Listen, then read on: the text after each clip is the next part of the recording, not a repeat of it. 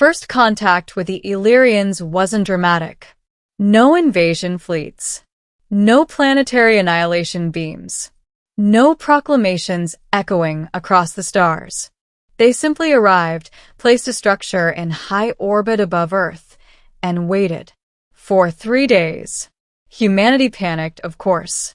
Markets crashed, religions split, governments argued. But the Illyrians did nothing.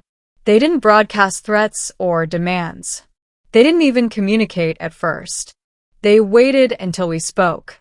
That should have been our first clue. The Illyrians were not conquerors.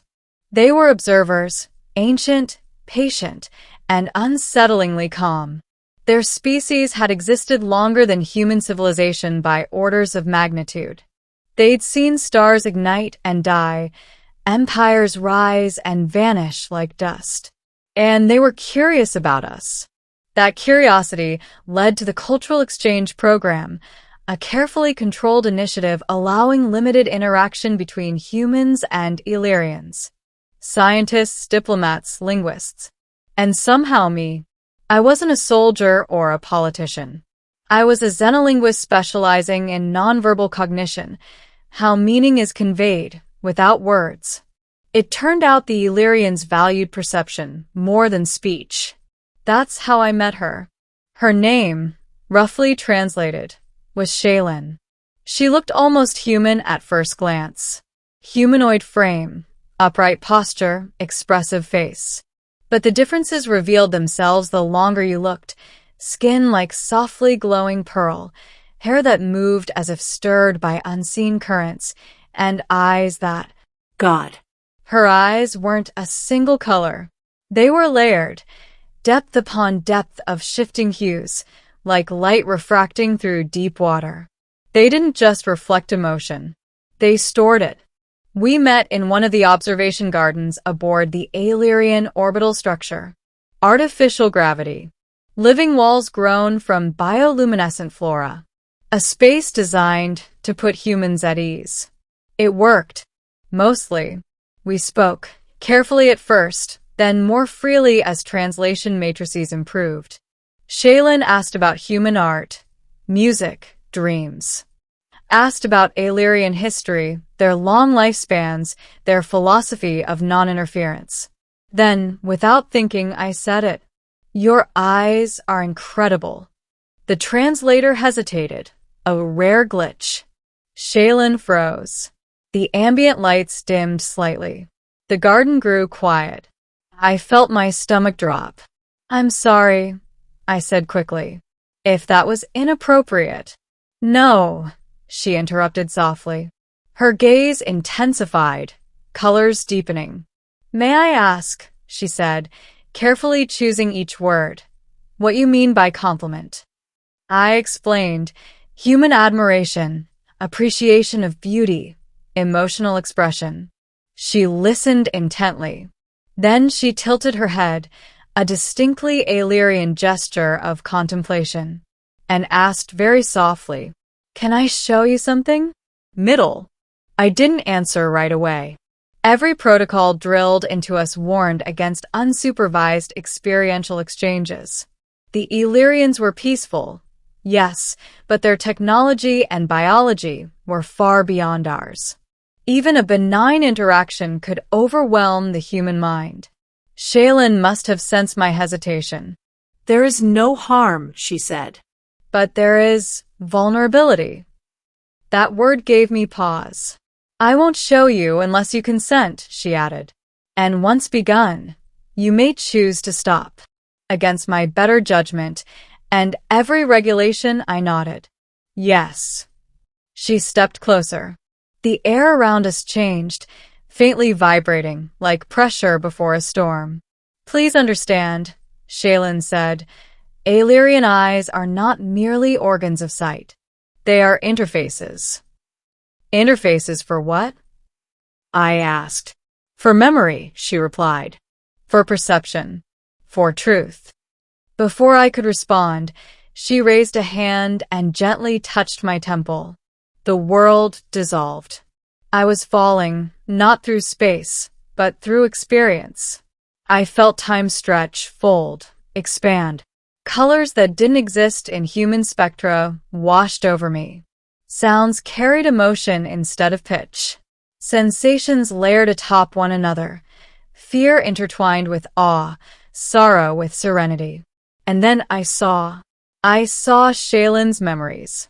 Her childhood beneath twin suns on a world long since gone, destroyed not by war, but by stellar instability.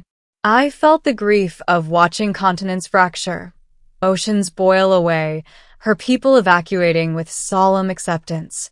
I saw the Illyrians' long history of observation, countless species encountered, guided, sometimes saved, sometimes left to fade. I felt the weight of restraint, the burden of knowing when not to interfere. Then came humanity. I saw us through Illyrian eyes. Chaotic. Brilliant. Violent. Creative. Contradictory. I felt their confusion, watching us wage wars while composing symphonies, poison our world while dreaming of the stars. They didn't fear our weapons. They feared our potential. And beneath all of it, I felt something else. Loneliness. The Illyrians were ancient, immortal by our standards. But immortality came at a cost: detachment, distance. They watched civilizations bloom and die, never truly connecting. Until now, the vision shifted. I felt Shaylin's emotions in real time.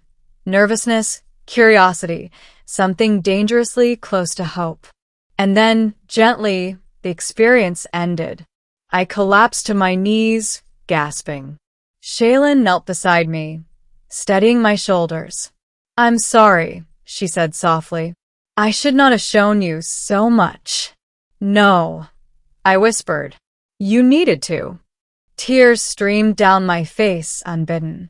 For the first time, I understood why the Illyrians had waited for us to speak first. They were afraid of changing us. "What happens now?" I asked. Shaylin's eyes dimmed slightly.